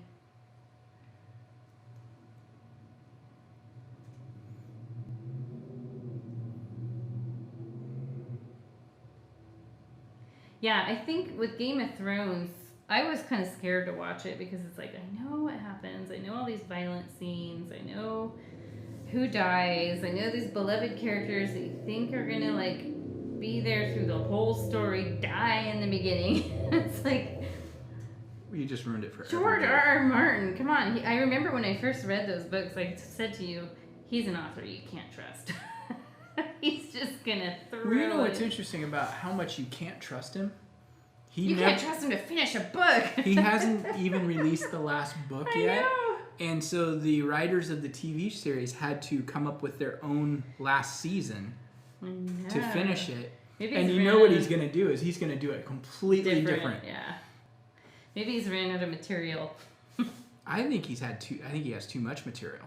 Yeah, his books are long. He went Robert Jordan style. Now that series is coming out soon. Mm-hmm. That's going to be a good one. Wheel of Time on Amazon Prime. Just be ready for it. It might suck. I don't know, but it doesn't look like it's going to. Are you endorsing it? I'm not getting paid to endorse it. I'm going to add some thicker white through here just on this side of the nose part of the bird. Bird. And I'm going to add a little bit more brown back into the face so that it's more like this. You see the nice shading through there? And this one's really white. This would be okay, but I did like the depth and extra bit of color that this one has because they do have that for real. So I want to take probably my medium-sized brush, and it's not a lot of paint. I'll show you it again, and it's not any perfect brush strokes. It's not like these fuzzy, fine white ones we've been doing. This is more shading. And I'm going to get some more raw umber here. Do you need some more wine? You should. Mm-hmm. I was down to the last drop. Good to the last drop. All right, so a little raw umber. And you know, it looks like on the original, just looking, it's right next to me. I just used a thin amount of that. So just a tiny bit. And you could, if it's too harsh, let's mix it with white. It's one of those things we just want a little shading, but we don't want to go overboard. So usually what I'll do when I mix color, because you end up with more paint on your brush from mixing, I'll wipe it on my towel so they have just a little on there. And then I usually have to add more back in. So I'm just going to add some shading along here, just like the original, behind the beak. And the cool thing here, if you inadvertently use too much paint, which is bound to happen a lot of times, I do it too, you can take your little brush and some white and just flick some little featherage over it. And look at that, it just softens it right back up. The other thing you can do, you could mix water and raw umber and make a wash. I was trying to look and see what I had done there. And you can, a wash works good here. Look at that, it's nice and pale, and when it dries, it'll be even more transparent. And I'm gonna shade up along here, away from the light source. This is just something I added later as I looked at the picture and I thought, you know, this moon is going to brighten this whole area up, but this area is going to be having some good shadow going on. And having it watered down as a wash is working really good, so you might try that. Unless you're having good luck with the other color mixed with a little white. You can always use your finger to sort of spread things around. I'm a big fan of finger painting. But then it looks like he's got this really neat little cheekbone area. This shade down in here too. You remember when I designed that whole landscape painting to be painted finger style? I don't really remember. Just because I got done with it and I was like, yeah, I don't imagine 30 people washing their hands after class. Oh, yeah. So I did put a little bit, just a little, under this eye and along the bridge of the I keep wanting to call it a nose, but it's a beak. Just a little, guys, just a tiny bit. It helps define where this ridge is. Another area you could put a little up in here. Like all these little things we're doing right now, just help define and make the face a little more three-dimensional. Like the eyes would be a little more deep set, so that's where the shadow's coming from that I'm putting on right here. Like this is gonna be a little more protruding. And this area along the eye here will be a little more deep set. This is extra stuff. Ooh. I'm adding in because I don't have this on the original, but I actually really like it. And now, if you need to go in and touch up little white feathers here and there, it looks really nice if you do that. The more of this kind of thing you do, the more detailed and nice the face is gonna look, just like how I was telling you, like everything's in the face with this painting. And you can really detail it up if you are into that sort of thing. You can make it look pretty hyper realistic.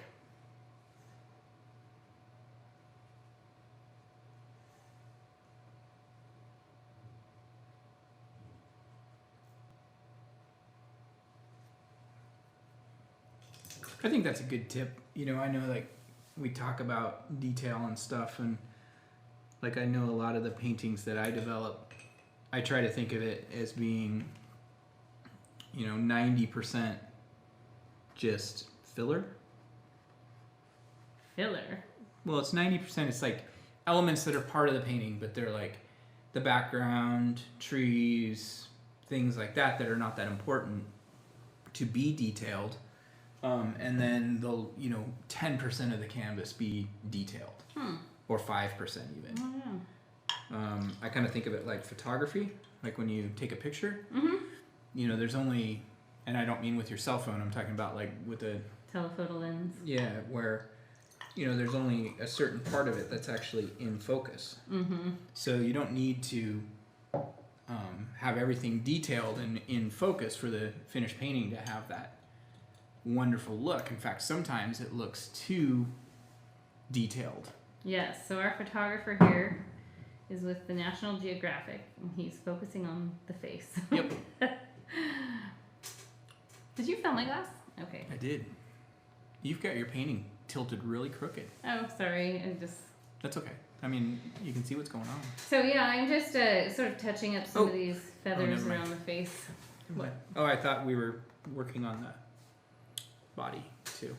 We want to start getting some of these lighter feathers that go in the brown part.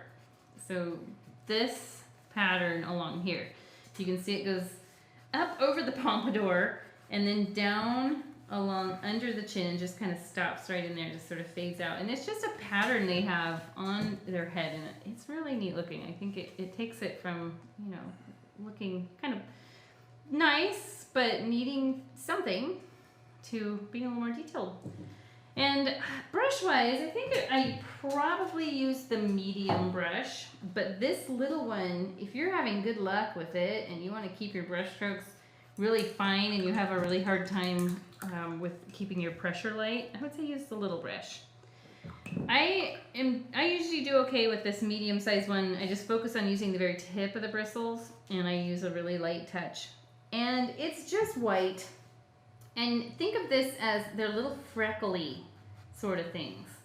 Or freckles maybe isn't the right kind of word. They're like little dashes. Spots. Little dashes of feathers.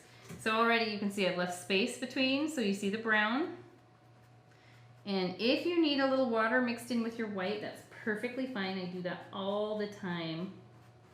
And Grab that Posca marker. yeah, definitely. Your Posca marker that we sent out in last month's kit would probably be a great choice here. You can try it out and see and let us know. Might be too fine of a... I don't know if I've used it on canvas before. Yeah, I don't know. I'm sure it would work good. But this is a thing where letting your brush run out of paint is good. Because then you're just getting a little dusting of this lightness.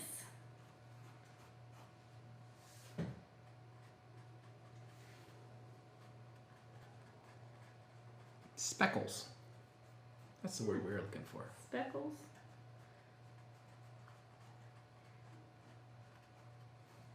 Basically, it's like this. This owl has highlighted tips like Guy Fieri. I was thinking maybe he's got some good pomade in his hair, and it's like just reflecting the sun and the moon. Have you ever noticed like Guy Fieri's look? It's totally 90s. I mean, no, early 2000s. Yeah, 99. But I love that. I love that he's kept that look, and it's like, you know what? This is my look. I don't care that this is, you know, was the thing years ago. This is the way I want to be. So good for him. He's found his niche. I don't know if that works for everybody though. Probably not. I can't imagine you with frosted tips. No, but I'm talking about like I remember flame like shirts and the. Doesn't he wear the silver beads around his neck too? No, I don't. Well, maybe he does. But like I think back like into the late '80s and Roy Orbison making his comeback, and he was still like the slick. I thought that was great. Yeah, but he still had like the slick black. I loved that. Slicked back like Elvis look kind Don't of knock thing. that was awesome. You know, he was only like 52 when he died. Yeah, I remember you telling me that not that long ago. I was like, I thought he was like an old man. I'm like, I'm almost 52. I mean, I'm not, but I'm getting there. You got a few good years left in you. Hey, I'm closer to 52 than I am to 30. Yeah. And I'm right there with you, 4 days apart. You're older than me, so you shouldn't be talking. So down in here, where the feathers start kind of going down here, see how I'm kind of going with the direction of the body? I want very little paint. I'm going to wipe off my brush and use what residual paint I have left. And I always say that, and then I need to dip in and get some fresh. That's better than having too much, though. Yeah, it is. Honestly, it is. Building it. You always want to build it. I see a lot of times people first will add too much, and I see it mainly like when we're doing clouds. Yeah. I always tell people... You want just a little paint when you're doing clouds, and a lot of times it's like a glob of paint, and suddenly they're like, what do I do with it all? I always tell people that, like, if when you first touch your brush to the canvas, you don't see anything, you're really close. Yeah. So you can even use the tip of your brush and just dot some of these on in here. Like little speckles.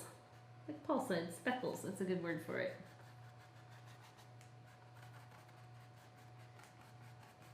And now the face is looking nice and detailed, except for the highlights, which we'll do in a bit.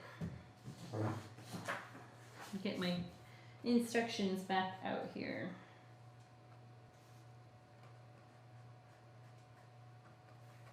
All right, so what I want to have us do next is we're going to add these sort of taupe colored, these are just feathers on the body. It kind of indicates the wing a little bit. They're very simple, nothing like what we've been doing, just super loose and simple, but it keeps the body from just being this solid, unfinished looking mass of dark. We're going to add some, just like what we've been doing here, we're going to sort of do something like that there. And the colors that I use for that's where I use the taupe. So that's the white and the raw umber brown. It'll look light on it no matter what shade you mix here. And I want to use just a little paint, so I'm going to wipe off my brush. I'm going to start with doing these little swoops down here that sort of suggest that that's where the wing is curving in. And then I'll add a few longer pieces that sort of follow the back, the curve of the back of the bird. And along here, definitely, the moon is highlighting this area. How are we doing time-wise, Paul? I have no idea. We're an hour and 33 minutes in. We're at 9 o'clock, so... Okay, good. We'll be done shortly. Yeah. Probably next... Yeah. You don't know. You're not teaching. I don't know.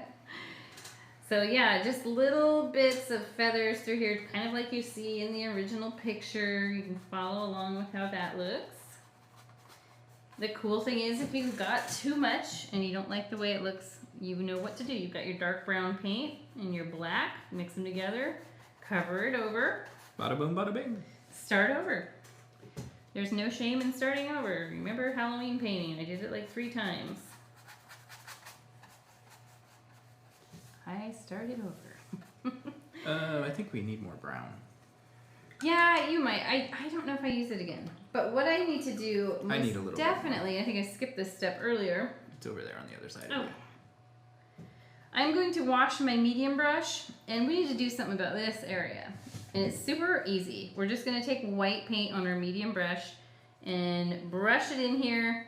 Sometimes skip over the brown and let the brown show through. Sometimes go over some of it.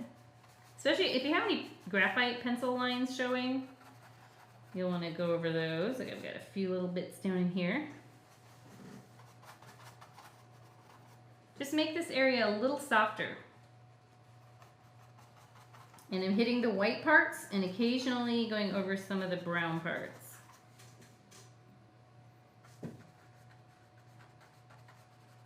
And now definitely this whole edge needs some work. It's not been touched. So I'm going to take this paint and this white paint. I'm going to wipe off my brush actually so I have less. And if you have less paint, you can do a real soft edge along here. It's a nice little angelic owl.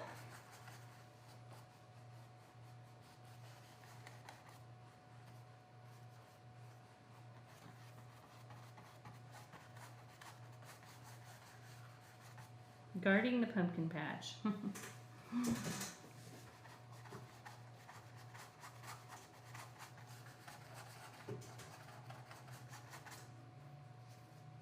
I'm making a lot of noise. Not a whole lot left to do. Like the hard part is mostly done. We're gonna do some highlights in those eyes. That's like the last thing we do. No, almost the last thing we do. The last thing we do is stars. That's amazing. I ended with stars. How unusual for me. Then softening the moon. Yeah, that'll be one of the last steps as well. We're actually to the point that we will highlight the eyes and the beak. Let me show you the original. So this is our light source. So the side of the eyeballs facing the moon is going to get the big highlight. So I follow the curve of the eye, but it's inside the black part on both. And then I just do a little dot opposite and then a little swoop on the left side of the beak there. So let's take our smallest brush, white paint, and I'll do this part first. Just follow the curve of the eye, or in my case, it's like a square pupil, but you know, it's all right. This bird can have a square pupil. And then just opposite, little dot for that extra highlight. So much better. It's amazing how something so incredibly simple kicks it up a notch. And then we'll do a little highlight along this side of the beak, so it makes the beak look shiny the way it does in nature. Other things you can do when we're done, if you want to flick white feathers up into here, you can. I mean, you can keep working on this and developing it and playing with it and make it how you want it. Absolutely. I hope you guys do some painting on your own because it's really good. It's good therapy. We need it right now. Everybody needs to escape what's going on in the world and just, you know, have a couple hours to yourself to just be like, I'm just going to relax and have fun. Calgon, take me away. Go box. Good Lord. Go box, take me away. If you feel like you need more raw umber for your pumpkin outline thingies here, you can absolutely do that. I am going to do something, I don't even see it in the instructions. I probably missed it. It's hard when we write the instructions like right after we do the painting because it's really easy to like forget a step. That's why it's so important to do the videos too. What I want to do is I want to create a small highlight on the pumpkins. just on this side. It's from the moonlight.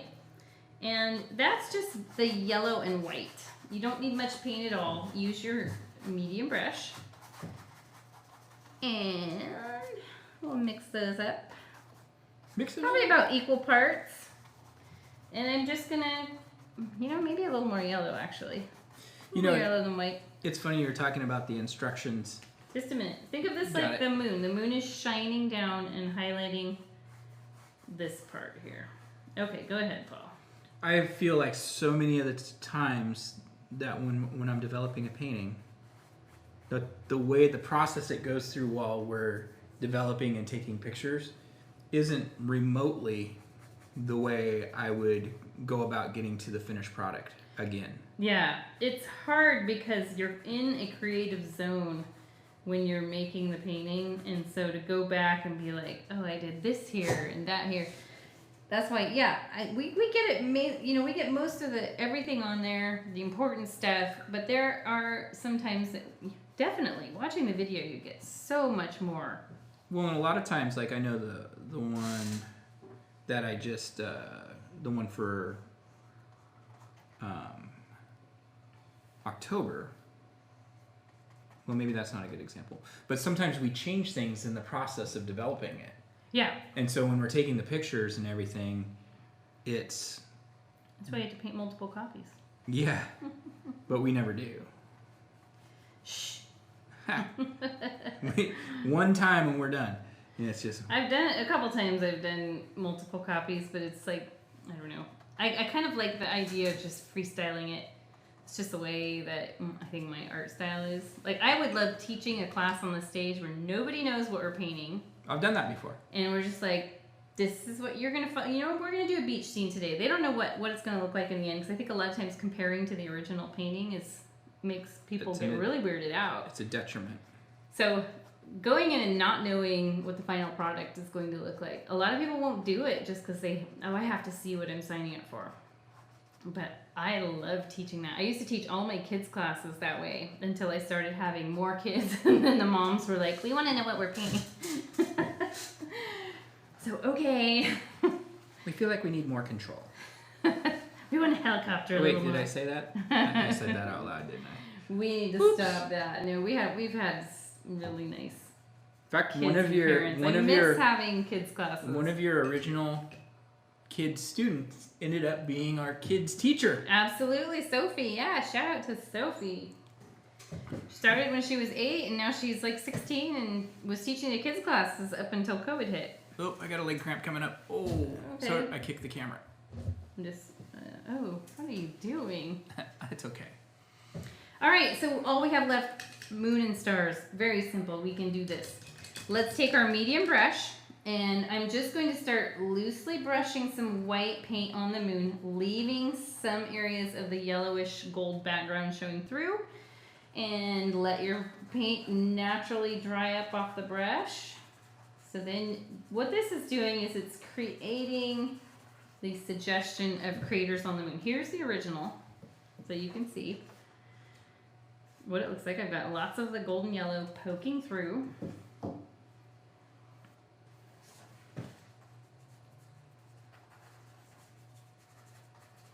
If you don't like the golden harvest moon, you can paint your whole moon white. But it is kind of nice to have those deeper areas.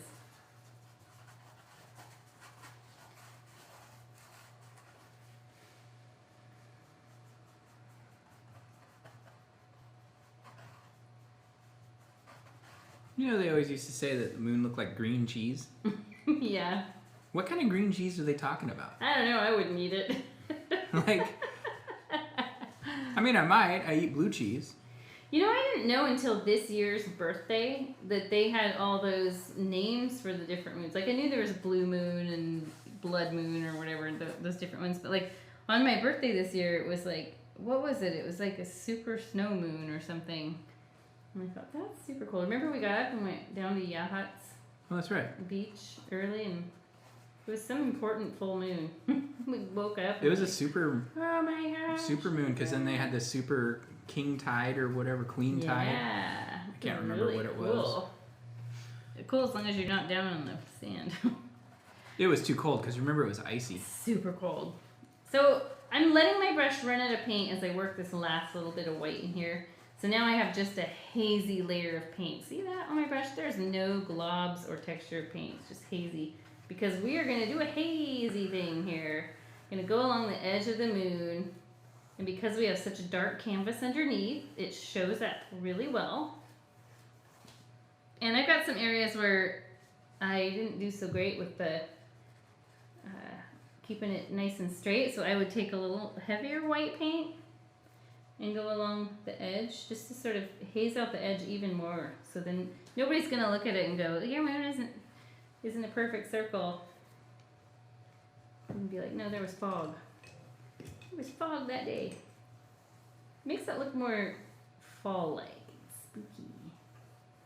There really isn't anything super spooky about this painting, but it's getting to the fall Halloween time, so we're aiming for that look.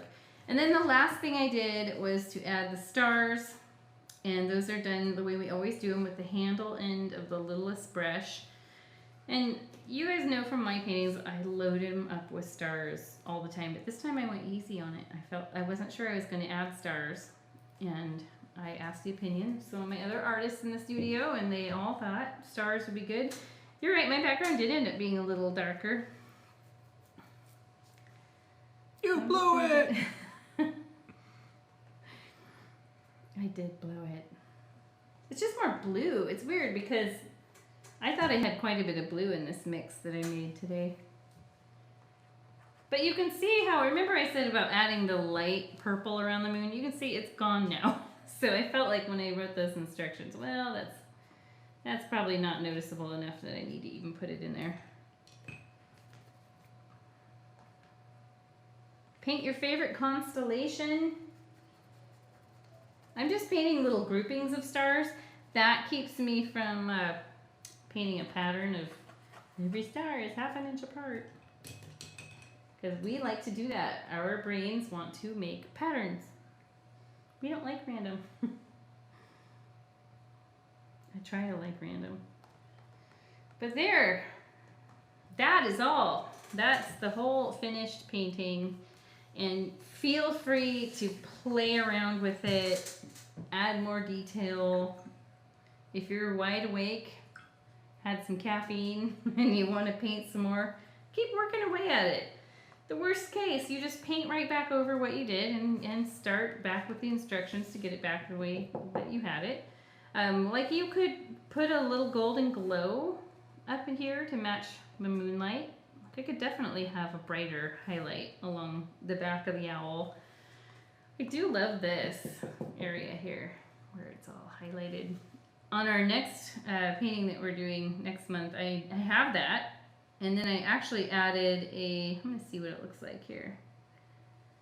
We have the big yellow moon in it, and I added a little highlight along the top ridge where the moon is kind of, the pumpkin's sort of starting to curve down, and the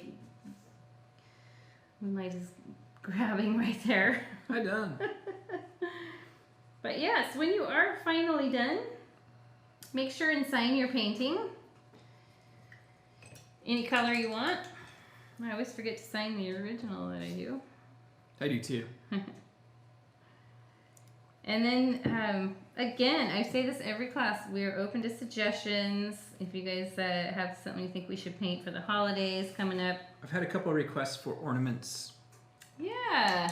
For winter themed. Do you think like the wood ornaments? Yeah, specifically the wood ornaments.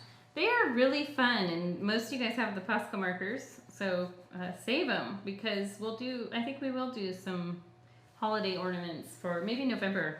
Yeah, that would be good. Mm-hmm. We could do some super cute ones. Boom! You didn't highlight the eyes or beak. Oh, sorry. Hold on, let me look at that. You've got dead eye owl. Actually, you did a really good job. Let me just get my little... The dead-eyed owl. Yeah, let's look at these, my two combined. They're pretty close. Definite deeper color on the new one. That happens every single time we teach. And I think it's just whatever you do, you do a little heavier because you're trying to show it And I think you just accidentally do it a little heavier. But I like them both. I don't think either of them is Wait, like let me touch up a couple of things.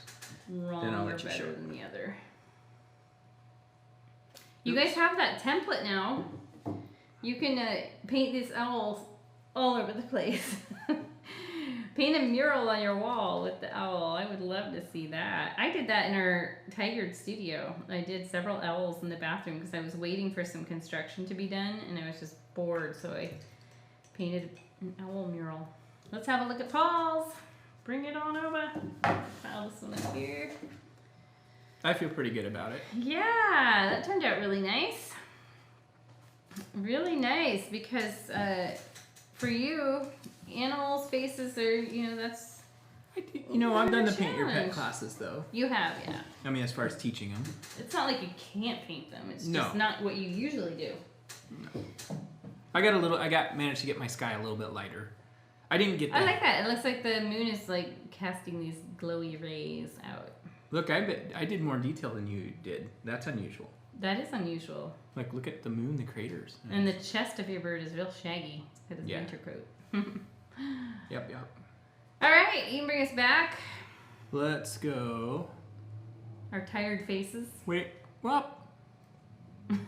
There we go. Hey, we're back. We're back. So, we also have. Let's show a couple other paintings. Oh yeah, this So- is October. This is next week. Oh, that's right. This is this one. I'm losing track of them. Yeah. This is coming up for next week. Yep. And you don't use all the colors, it looks like. No, it's pretty much just blue, red, white, and black. This is we called can. Serenity Beach. There is a little tiny bit of yellow we can add in. Beep, beep. But I don't Turn your think. Sorry. notifications off. I don't think I used any brown, but we could use some of the brown in the rocks if we wanted I'm to. sure you'll add it.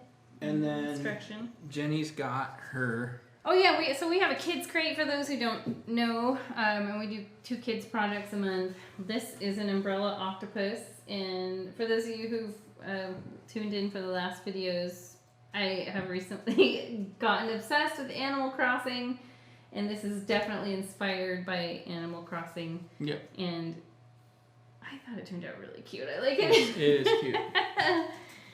So yeah, Paul does one and I do one, and again, it's usually me doing an animal and Paul doing I think my a kids' one is landscape. downstairs, but I'm not gonna go get it. Yeah, that's a lot of stairs to climb up and down. And they're creaky. They are. They're creaky and loud. So anyway, guys, thanks for joining in with us tonight. And if you had a good time, please, we get a lot of people watch the videos, and if you just take that split second and click like, that really helps us out. Thumbs up. And if you could subscribe, that would be even better. We're getting Close to 1,000. We're getting up there.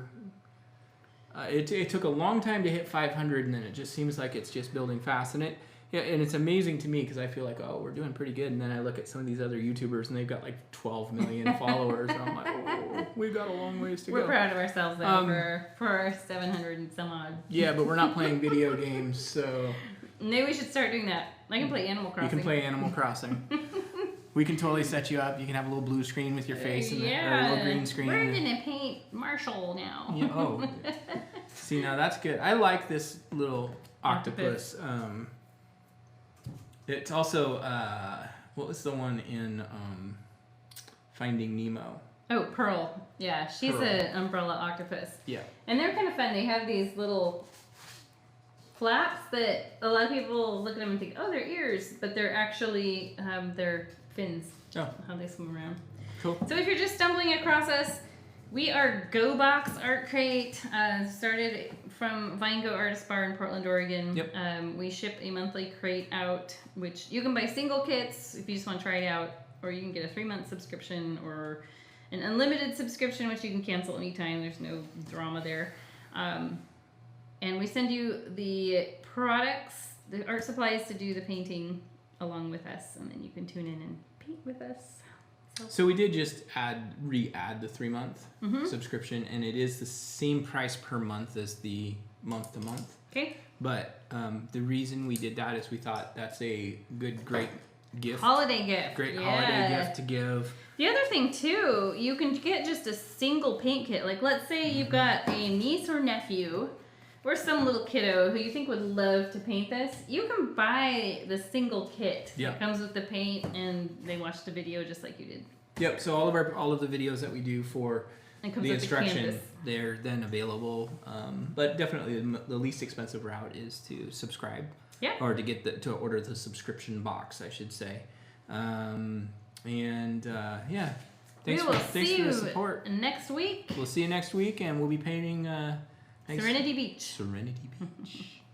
Bye. Bye, everybody. Boom, boom, boom, boom, boom, boom.